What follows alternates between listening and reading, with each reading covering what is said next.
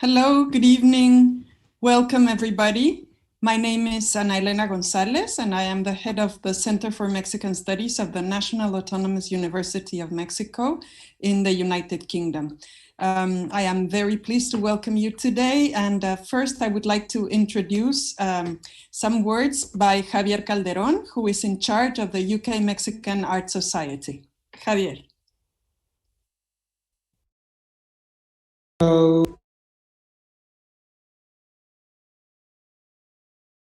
Your microphone, Javier, we cannot hear you.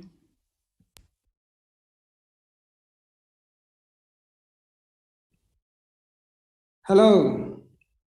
Hello, everyone, and thank you for joining this second presentation of our introductory course about Mesoamerican art.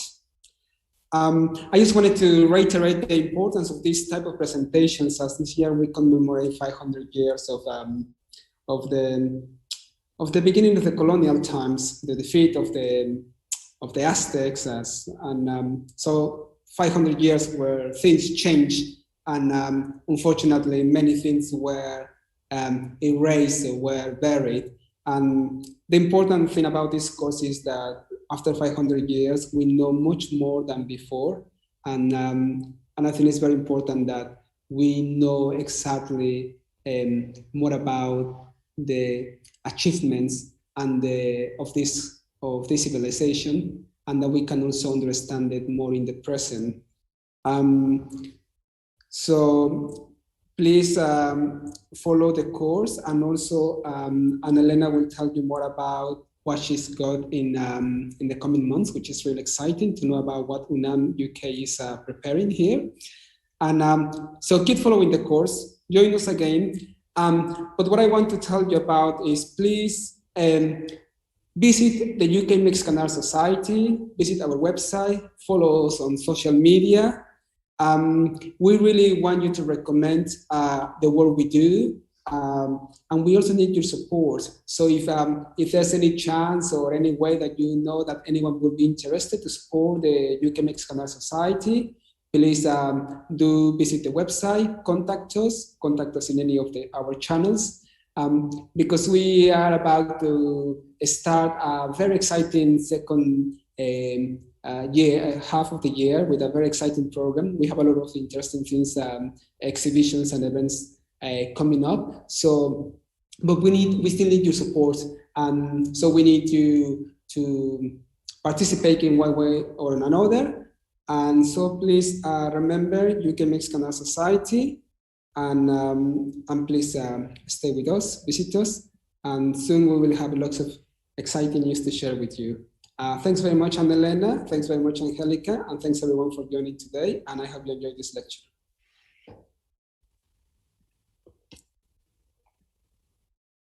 Thank you, Javier. Yes, the UK Mexican Art Society has a gallery in Somertown in Charlton Street, right, very close to the British Library. And that is where Javier is right now at the moment. And he holds exhibitions of different kinds and different types of events. So yeah, now I would like to introduce Dr. Angelica Baena, who is our speaker. And as Javier said, this is the second of a series of talks. We are very happy to be presenting her again. Dr. Angelica Baena received her PhD in Mesoamerican Studies from the National Autonomous University of Mexico, specializing in Mesoamerican iconography. She taught at the Faculty of Higher Studies at Catlan for 6 years. She has published several articles regarding the pre-Hispanic codices and the Mexica religion. She has published academic articles in academic journals and books, and she has participated as a speaker in several international academic meetings in Mexico, Peru, Argentina, Spain, England, and Poland. Welcome, Angelica. I'm really looking forward to hearing you to speak about the religious significance of Mesoamerican architecture, and the floor is yours.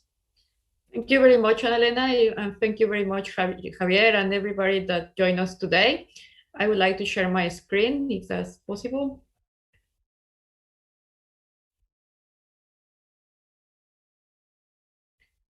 Well, as Javier said, this talk is a complement of a work that we are doing for the UK Mexican Art Society in association with UNAM. And the aim of these talks and these courses is give an introductory view to the Mesoamerican arts. In these occasions, I will talk about Mesoamerican architecture and its importance and significance in the in general, but particularly in the religious way. So first of all, I would like to say that Mesoamerican architecture is a really complex phenomenon that implicates all the region and implicates different traditions with different regional styles, but they have a core of ideas behind all the constructions of the buildings. So the dates when this architectural tradition began are around the Middle Formative period, that is approximately the year 1200 to 400 before our time. And these principles are very important because they will define the functions, the size, the orientations, and the location of the buildings, but everything will be based on religious significance. The cities were planned based on this perspective, this conception of the cosmos, but also they took in consideration topographic and geographical situations. So how does that begin? Well, here's an example. Here is one of the, we can say the oldest big or monumental basement that is in La Venta in Tabasco. And at the beginning of the architectural planning of these cities, when they began to be monumental, the buildings, the basamenta, the pyramids that are actually not a pyramid, so they are step pyramids or pyramidal forms. They were made of earth, and then these earthen platforms increase by putting more and more material on the top of each other, and also the form will develop based on local needs and regional problems or regional materials. The idea of why they build this kind of pyramidal platforms or step pyramids forms, that is something that comes from the formative period, as I show with the image of La Venta, but also we can see in Chalcatzingo in Morelos that has an Olmec style. The idea of these platforms linked to natural elements such as mountains or in some cases caves. So this idea of creating the pyramidal platforms in Mesoamerican was born with the idea that the different ethnical groups were born from pyramids or from caves inside caves, and the pyramids are just a reflection of a mirror of that belief.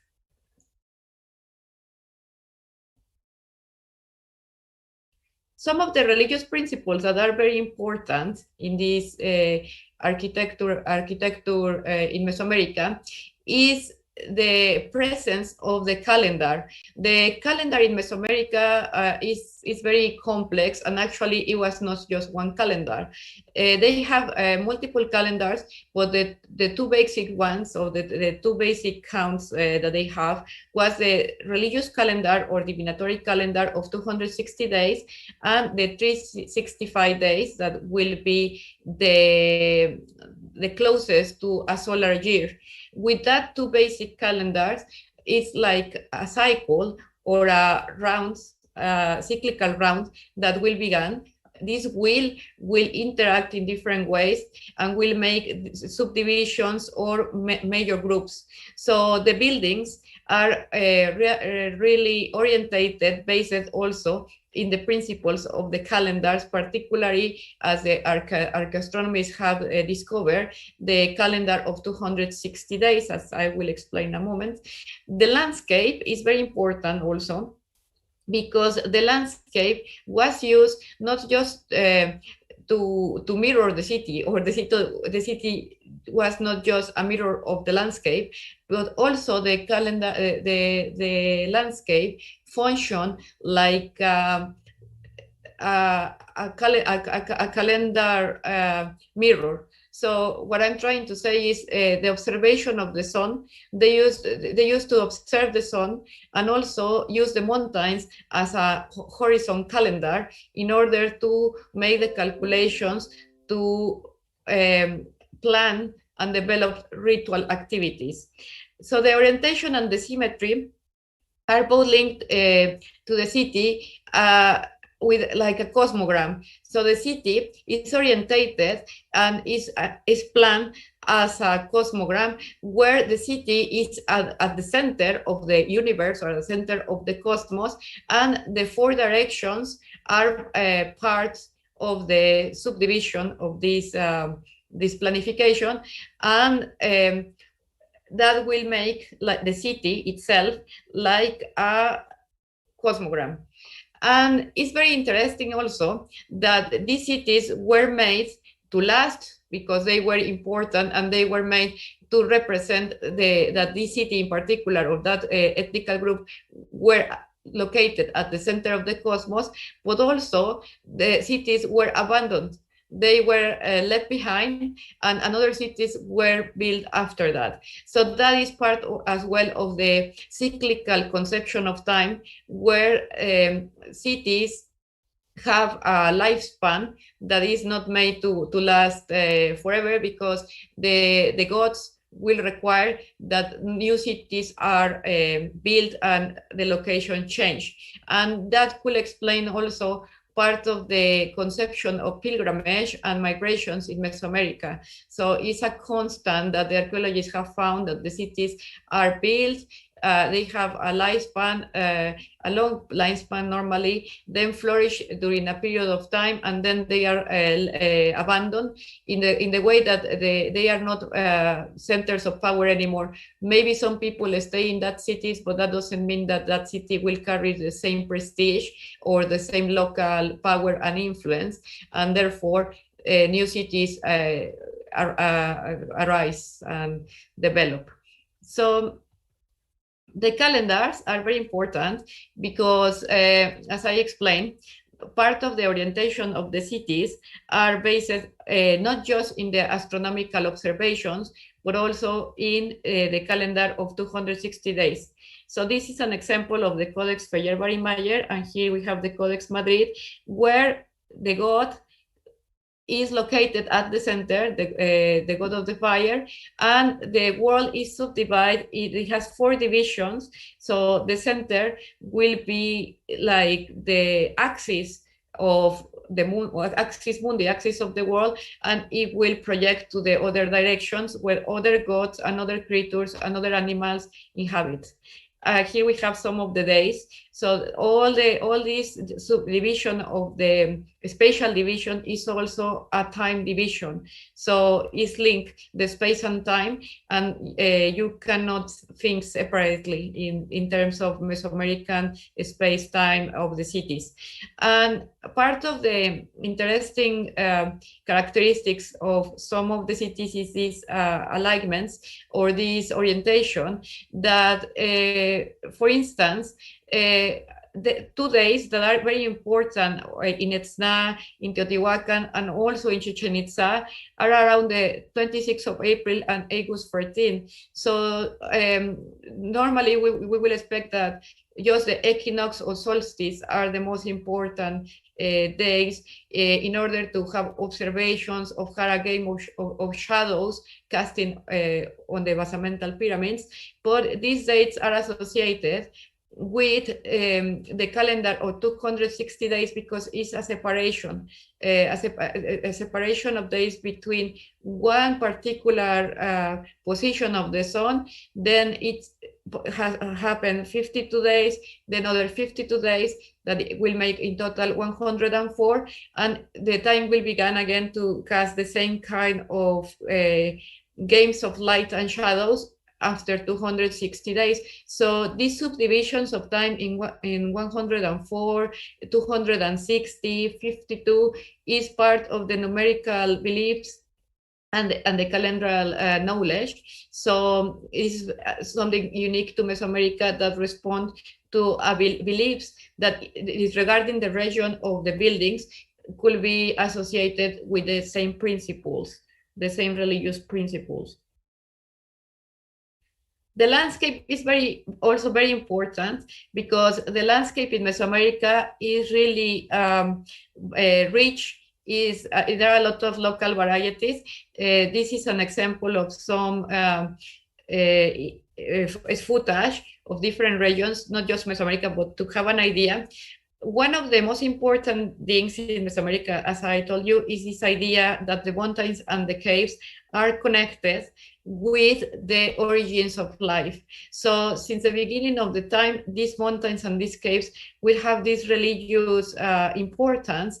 So the architects of different ethnic groups in Mesoamerica will try to emulate or to recreate these natural settings. And also, there are a lot of difference between the area. In Mesoamerica, we can find places with volcanoes that also were very important for the Mesoamerican architects to inspire, to align, when even were sometimes cause of destruction of some cities like Huicuilco. But we have a very rich landscape that go for tropical rainforests to more arid regions, and depending on the setting or where the city will be made, and also depending on the period, the principles of these religions will be adapted. They will use local materials. They will use obviously what they have available. But at the end, it is disregarding the difference of the materials, the regions and the periods. These constant ideas, these constant religious beliefs will be very important and will impact the location, will impact the planning of a city. So here we have, for instance, one of the oldest building in the Altiplano Central, in the central Altiplano, that was Huicuilco, that was destroyed by volcanic eruptions, and is a round temple that was also orientated and built to have alignments with the natural setting, and also was designed to have elements that respect and coincide with the sacred calendar. Teotihuacan is a beautiful example.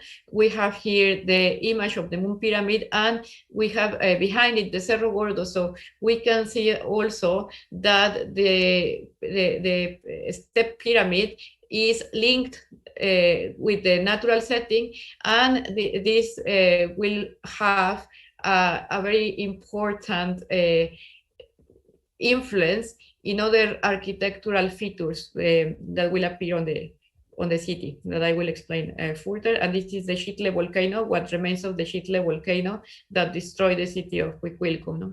So obviously the nature was very important, and will impact like some of the forms of the city, and the orientation and the symmetry of the cities. So a lot of specialists have thought why the cities have certain orientations, and this is interesting, because you will expect that the orientations will be completely linked to the natural setting, but what we will see is that the orientation will be based also in these calendar principles and these alignments and these astronomical events that they were interested to observe and to link with the Mesoamerican cosmology. So here, for example, we have a map representing Monte Albán that is in Oaxaca. And as you can see, they have normally the orientation is not exactly as the astronomical north. So they move the city, or they orientate the city some degrees different. So normally it's 15.5 degrees for some cities. But you can see here the efforts of the ancient architects of this city, Monte Albán, to create like the idea or the conception of symmetry, even though there is not a real symmetry. It's not really symmetrical. It's more like a game of perception that will give this symmetrical view to the city. But in reality, it is not like the natural setting exactly. And also we have this building that is completely, as you can see, move. It's not, it's different, in a different position, in a different orientation to the rest of the other buildings. That is, it was considered a building that could be used for observational, observing the astronomical events. So that is one example.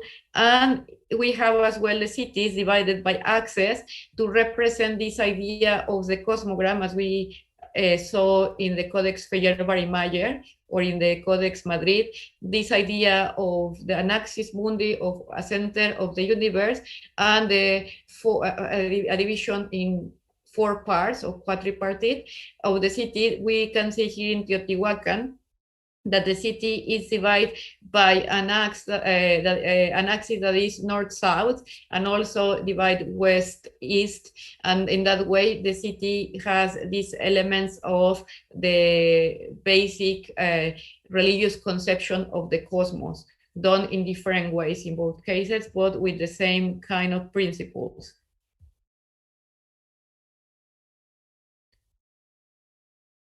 The architectural structures, well, we will see that there are different architectural structures around Mesoamerica, but there are some basic structures that will be present almost in all the area.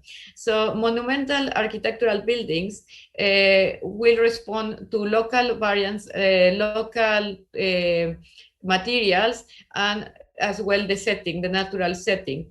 Disregarding these differences, we could see that they build pyramidal platform temples, plazas that were very important, the ball courts, and they use colors and sculptures linked to the architecture.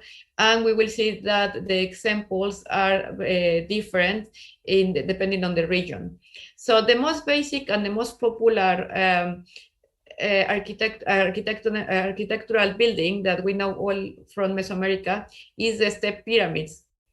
As you know, well, it's not a proper pyramid because it has like it has steps, and it's not exactly like a pyramidal form. But what we can see is that since the beginning of the formative period, or the beginning of Mesoamerica as a regional area, we will see that they have this idea of replicating the mountain. So the need of the creating a step pyramid will be like to replicate or to mirror a mountain, allude to the origins, as I said, and it will evolve from a very simple earthen platform to a complex type pyramid structure. Sometimes it will have sculptures, or it will have elements that will vary from time to time, will evolve during time. But at the end, the pyramid will always be related to like the celestial sphere, particularly the temple that was at top of the pyramid, and the part that is like underneath will be linked to the underworld. And that's very interesting because, for example, in places such as Teotihuacan, there are examples in other places, but particularly in Teotihuacan, I like the example that it has been found shafts that go to tunnels that underneath the pyramid to connect to the underworld. So it will see this image. We can imagine like the step pyramid as as a container of fertility, water, rain, and link with a mountain, with a natural setting. Normally could be located in the surroundings of the city, or it could be like an ideal, or like like an ideal representation, or like more like an archetypic mountain. And the part of the underworld will be represented by a cave, that sometimes it could be a cave that has been created underneath the pyramid, or could be a natural cave, and then the builders decide to build the step pyramid atop the natural cave underneath, and it will be the counterpart, the cave to the mountain, and it will allude to the place of origin and the ancestors, and it will be connect the human time with the beginning of the time, and is also considered like the entrance to the underworld and the region of water, or Aquus region, where the gods of the rain exist. So we have here an example.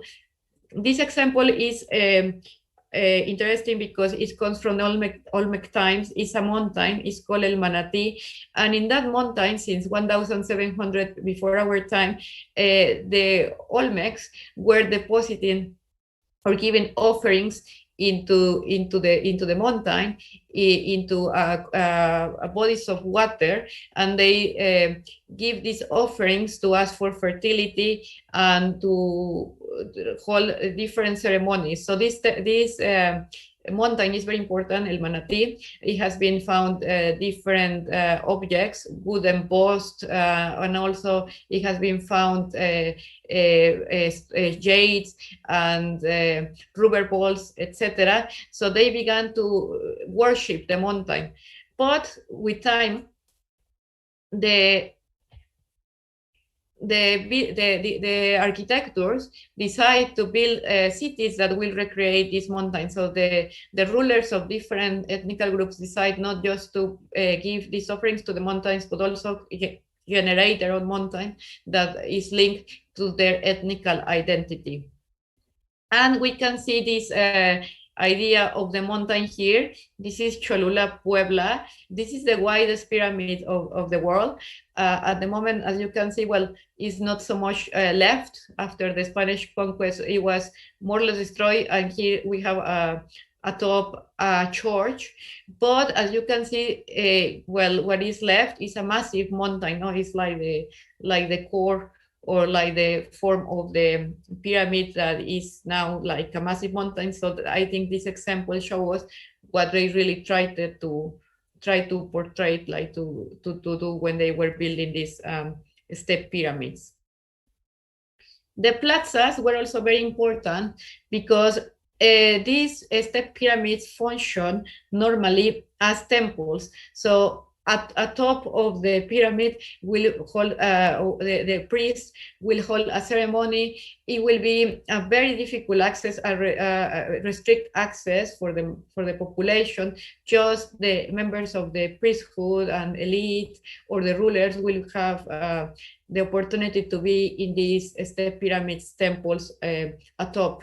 So the plazas were very important because they were the places where the normal people or the majority of the community could be part of the ceremonies, and they could observe what was happening, and they will participate in different events that will integrate the identity of the community and will obviously link them in these religious beliefs. So they were so important that they were also connected by avenues, such as like the Avenue of the Dead in Teotihuacan, but also we have examples of a roadway called Sacbe that was used as well to join the different plazas and the different parts of the city. So the plazas were one of the main characteristics of the city, because they will be the place where people will participate in these religious beliefs as a community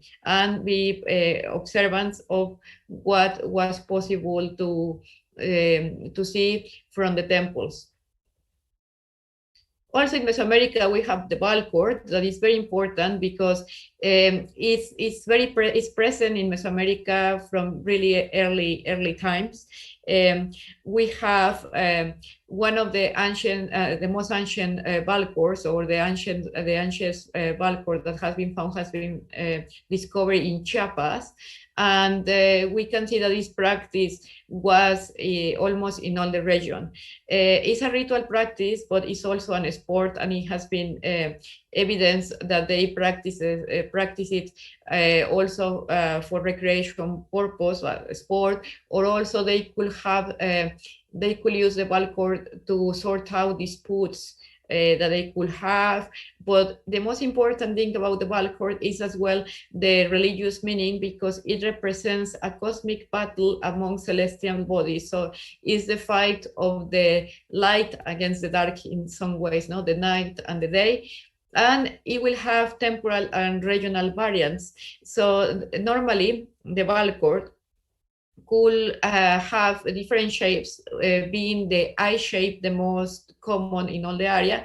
And sometimes we have what is the markers, that are these stone discs that will be used to put the rubber ball, because a rubber ball will be used and will be hit normally by the hip. Is the most common version of the game, the hip ball, and it will cross this marker, and that will be the way they will score. And what is interesting also is that these ball courts are in different cities, but sometimes they have not precise function. They were not like really for playing. They have like just a religious significance, or they were used as a markers to cast shadows and games of shadows and lights during certain periods of time. For example, here we have the monumental Chichen Itza ball court that is the biggest in Mesoamerica. And really the marker is is located in a position that will be very difficult to play for normal players to score, no? So it could be used also for religious situation. It has a lot of iconography around it that represents sacrificial activities, and is like as well like the commemoration or the consecration of the winner. And also we have very strange kind of ball courts. For instance, in Cantona, that was a city that is, it was very popular, the ball court, or it was one of the main activities. It has been discovered 27 ball courts, and it has also the smallest ball court that will be really impractical to play. Is like made for children, so really it could be used for religious purpose and more like symbolic rather than used as a sport in these cases.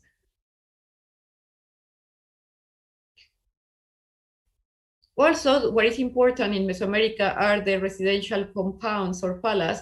Normally, the majority of the inhabitants of a city will live outside the sacred core of the city. But there are cases such as Teotihuacan, where there are a lot of structures related to residential compounds that make believe a lot of the researchers that it's possible that the majority of the inhabitants in this particular city were located inside it, not outside, because normally the normal inhabitants of the city will make their homes with perishable materials, and they will live in the surroundings of the city. But Teotihuacan is an example of a different case, and these palaces will also could be also decorated with mural paintings and have different structures also related to the worship of the dead. In this case, we can see, for instance, in Monte Albán, we have the residential compounds linked to interesting tombs that are monumental and are very complex, with mural painting, and also the entrance with different sculptures And that will be a way to link the life of the dead and the life of the living in the same residential compounds.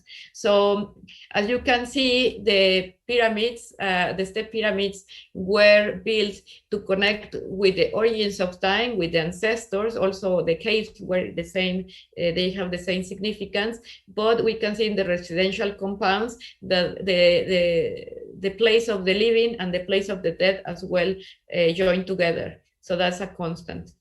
And as examples that we have of regional styles, we have many regional styles in all the area. The area is so complex, and also we have so much difference in the periods of time. But I just would like to mention some examples in order that you could have an idea of differences and similarities in the construction of the cities. So I have mentioned in the central Altiplano, one of them, well, the most monumental city is Teotihuacan, and we can see that the idea of the linking with the landscape, the division of the city in access, and this idea of the temple that will be atop of the step pyramid is quite evident, and also the importance of the plaza. The plaza is very important, and we can see how the street of the dead of this avenue will connect at the end in the north part with the plaza of the pyramid of the moon. Also, we have these different styles or different situations in Tula, Hidalgo. It will be a post-classic city. And we will see also that there are similarities. In some cases, the influence of Teotihuacan, the architectural influence of Teotihuacan can be found in the use of the talud and tablero, or the panel and slope. And also during time, it will be this kind of militaristic influence of meaning or significance in some of the buildings, for example, here in Tula. But some of the principles are still there, and we have the orientation of the city as well based on astronomical but also calendrical events. And we will see that from the epiclassic period to the postclassic period, particularly in the epiclassic, we will see the presence of the cult of Venus. The Maya region is so complex, and it has many different styles. I just will take some examples of the northern Maya lowlands, because the region is really, really big and very rich. This is an example. This is Nodux Malicis Rio Bec. And we have here this style that we could see in Nishpujil. As you can see, this style was made to make the buildings bigger. So in Rio Bec, normally we will have two twin towers. In this case, it's an anomaly, and we have 3 towers. And what they are doing is projecting the building to make it look taller. So the idea was to create a building with that represents like a pyramid with fake steps, and the top will have a temple that is a false temple, because there is no really an entrance to it, and it will have the image of the god, particularly the monster that is related to the earth. So here I have an image that you can see the complexity of this. So they were buildings to make these towers were made to look the pyramid taller. But what is very important to realize is that it was made to be seen in the distance. So still is a discussion about the real meaning of these styles, but what is obvious is that the builders wanted this structure to be seen from the plazas in the distance, and in that way are linked to this idea of the plaza. No? So we have as well the Chenes style with the same different kind of characteristics, similar, but with the same idea to make the building look taller, with a fake temple As you can see, it's not entrance, it's just like decorative elements, fake stairs, and we have also the image of the monster of the earth, or it could be associated also with Itzamna, and is like a mouth. So the ideas of the doors were portals and also were mouths and were related to caves. So we can see that conception, that religious principle in this example. And the puka style also is very interesting and is a different way to express also religious ideas and develop a complete, beautiful, I would say, style. As you can see, what we see is mosaics and different geometrical forms made of limestone and put together with a cement, and then they join the building and they will represent different religious ideas, particularly related to the rain, because we have the image of the god Chak repeat constantly. So it's interesting that in this region that is Caucasic, that doesn't have rivers, we will see these elements, and we will see that this obsession with the water, and we see also that this is a principle that has been repeated in the area by link the mountains and the buildings with this conception of deity rain gods. And here we have an example that is beautiful, that is Kotpop in Kaba, that is a repetition, the constant repetition of the mask of the god Chak in order to obviously worship it and ask for water. So as you can see, the elements are different among regions, but some of the ideas or conceptions could be quite similar. And each region has also their own input to Mesoamerica architecture in general. As we can see in the Maya region, well, there are different styles in the highlands, in the lowlands. I just show the northern lowlands, but also in different places we have different development of places and ideas. Here we have aerial view of Monte Alban. As you can see, is atop of a mountain, and the mountain has been leveled to build the city, and it has structures that are displayed there in order to create the idea of harmony and symmetry. But the buildings on the top of a mountain also have, apart from religious meaning, it has also functional purposes because it's good for defense, so the city will be protected. And we have the regional styles. We saw that Teotihuacan, not just, it didn't begin in Teotihuacan, the talud tablero or the slope panel, but is where it popularized. And we can see in Monte Alban that it has an adaptation of this talud tablero that we saw in Teotihuacan, but this form of an M, that is the double scapulary that is developed in the area. And also we see the importance of these plazas or these places for meeting, for the ceremonies, but in this case, it will develop a sunken patio. So it has the same principle, but adapted to a local situation. And also we have a building, a palace that is very beautiful, that is Mitla in Oaxaca. And we have as well this idea of geometrical elements that are added to the building and are associated with the god of the wind, with the god of the creation, that is Quetzalcoatl. So these patrons also have not just they are not just random, they are associated normally with shells that represent this god Quetzalcoatl in this case, but also with other deities, as we saw with the mask of Chak in the Maya region. In the Gulf Coast, we have as well another example that is very interesting, that is Tajín.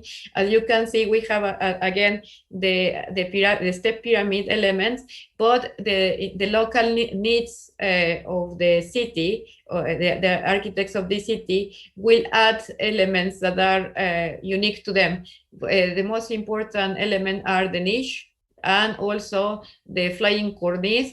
And as you can see as well, we have the talud and the tablero, and we have also here these geometrical elements that are associated with the worship of the god Quetzalcoatl. And also we have the importance of the calendar by having all these step pyramid 365 niches that are associated with the solar year.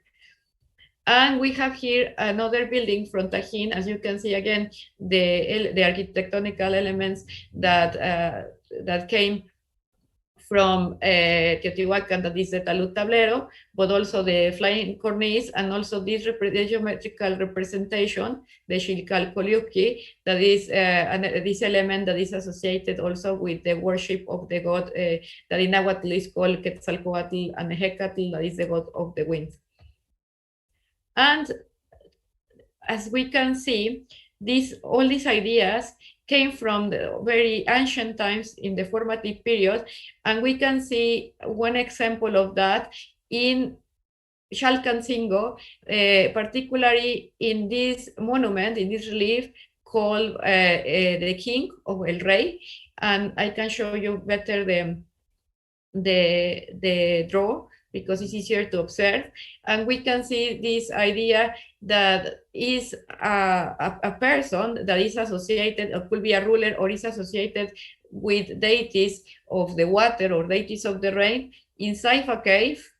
And he is talking, or is these elements of talk or wind in association with rain. So this is a very important example because it's very ancient, and as you can see, could be repeated in different parts of Mesoamerica, and is the buildings, the cities will always have the idea of the main temples as a portal to the other world, but also as a containers of fertility associated with certain deities, associated with the ruler that is a provider and can guarantee the the fertility and can guarantee the success of the city. And also we can see this example, the idea of a city in Nahuatl is the Altepetl, that is the mountain associated with water, that is like what a city means. So therefore is still that element, that idea. And in the Maya, we have the idea of Chen, of the city, that is also, according to Velázquez Garcia, is it means like the cave and the mountain. So what it does, disregarding the region, we have this importance, this religious importance at the core of the ideas of the Mesoamerican architects, that the cities are mirrors or reflections of these mountains and these caves associated with the four cardinal points, where the city will be the axis mundi, and it will be important that city succeed, because it will be the way to guarantee a cosmical equilibrium.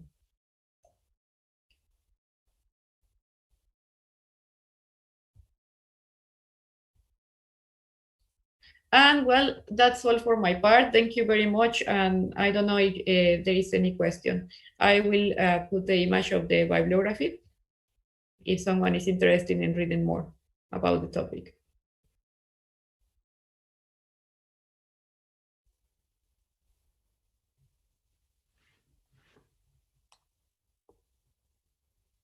Thank you very much, Angelica. It's incredible. It's truly incredible, the amount of details that have been taken into consideration for the foundation of a city. Would anyone like to ask something or comment something? You can do it either through the chat, or you can speak as well. Just let us know, and we will unmute you.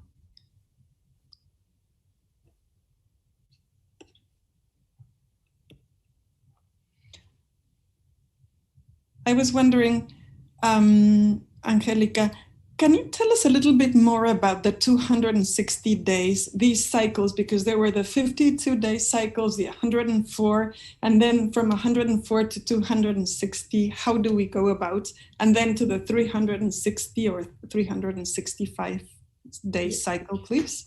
Yes, of course. There are different calendars in Mesoamerica that work together as a wheel. The first is 260 days, and these 260 days has been always very polemic and interesting because it's not really known why 260 days. So there are different theories, and one of them that I think is interesting is that it's more or less what a pregnancy lasts.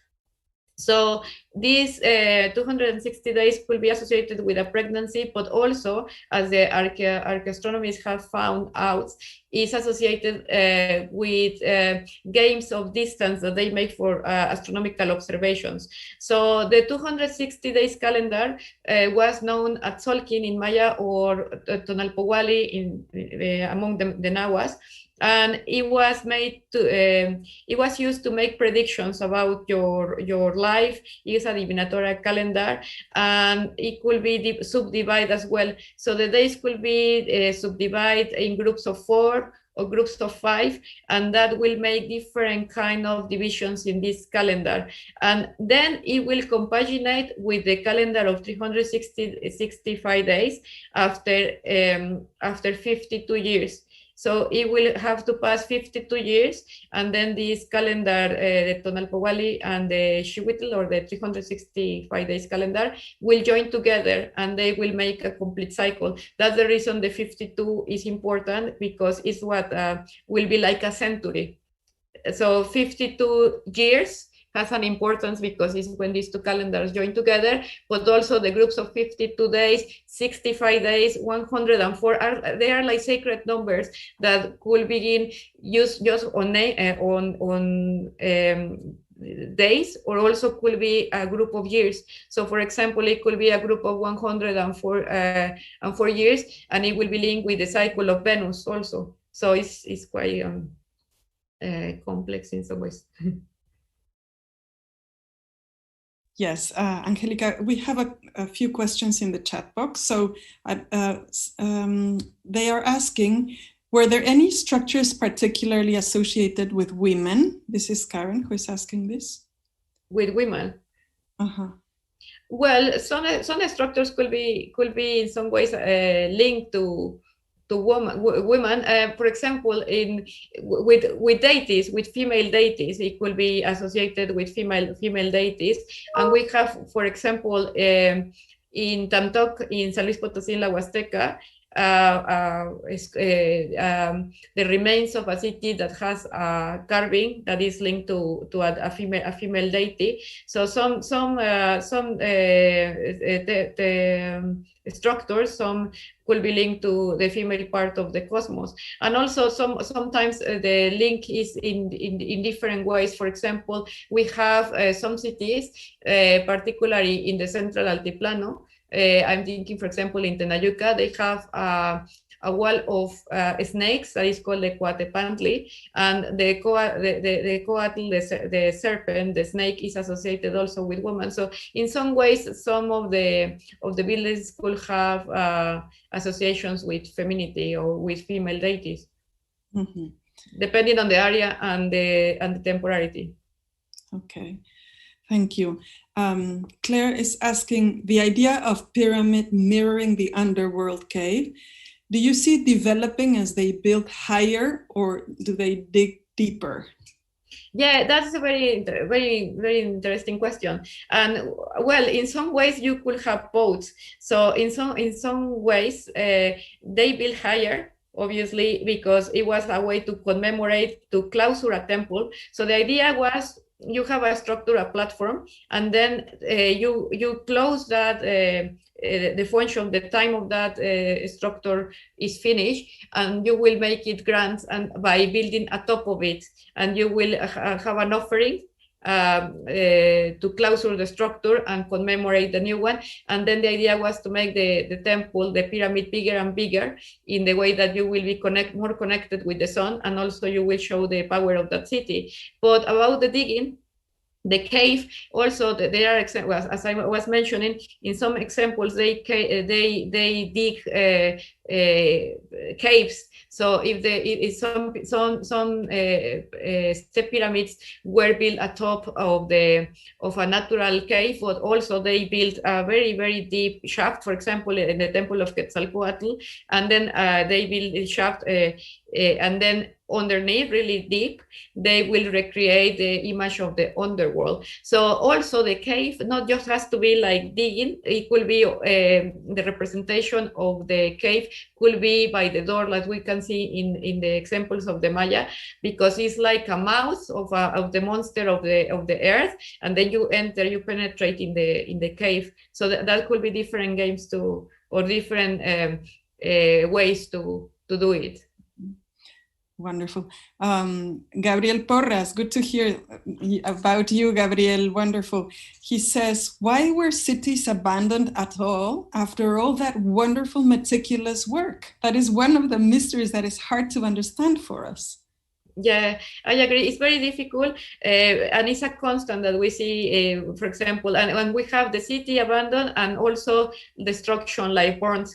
So in the case, for example, of Tajín or Teotihuacan, it has been thought that maybe it was an invasion, maybe it was people from other invasion from the north, or it could be internal riots. Like a revolution, political problems. But in Mesoamerica, this idea that the time is cyclical is very important. So if we have the example of every 52 years, we know based on the Aztec accounts that they used to do the new fire ceremony, and all was in dark. They didn't light any candle or any fire, and they destroyed the elements of the house. They destroyed their sculptures, they destroyed tools that they had. So the idea was to begin again. So as well, it's interesting because it could be associated with this idea that appears in the Popol Vuh, that the objects of other eras or other times could come alive, and then they could destroy, you know. So in some, that could be explained in the Maya cases, but it's this idea of this cyclical time. And then it's this idea that we have to begin to find again the promised land that we have, for example, with the Mexica, or the called Aztecs normally, that they have to leave their place of origin. We don't know why, it's just because the god said that, their god Huitzilopochtli said that, and then it's this beginning of the pilgrimage. So this idea of cyclical building of cities, cyclical life of the cities and its destruction is also related to the pilgrimage and the founding of new places. No? Mm-hmm. Excellent. Well, we are just on the hour. Thank you very much, everybody, for attending. Angelica, it's been wonderful as always. And please let me take this opportunity to invite all of you to a series of talks that we are starting next Tuesday. They're going to be every Tuesday in June with specialists in pre-Hispanic art and archaeology from the Institute for Aesthetic Research. And we are going to begin next week with the area of the Gulf of Mexico with Professor Arturo Pascual, who is a wonderful specialist, and we shall show you some material with an English translation, and then there shall be opportunities for Q&A afterwards. You shall be able to register on the Eventbrite for UNAM-UK. You can look, I'm going to type it down right now. The cycle is called Tlaloc, the serpent, and the jaguar. So there it is. thank you very much. And can I add just something? Yes, please. I also want to recommend this course that you are promoting with the Tlaloc group, because what we are trying to achieve, Javier and I, is to give like a general panoramic of these wonderful cities and wonderful manifestations of art. But with this conference, you will have the opportunity to go deeper and study each location. So in some ways, we are like doing an introductory course in order to approach these other conferences. Excellent, excellent. Thank you so much, Angelica. Thank you, Javier. Thank Would you. you like to say anything, Javier? No, thank you. Thanks very much. Thanks, Ana Elena, and thank you very much, Angelica. Thank you very much for the presentation. Very well. And also join us as well.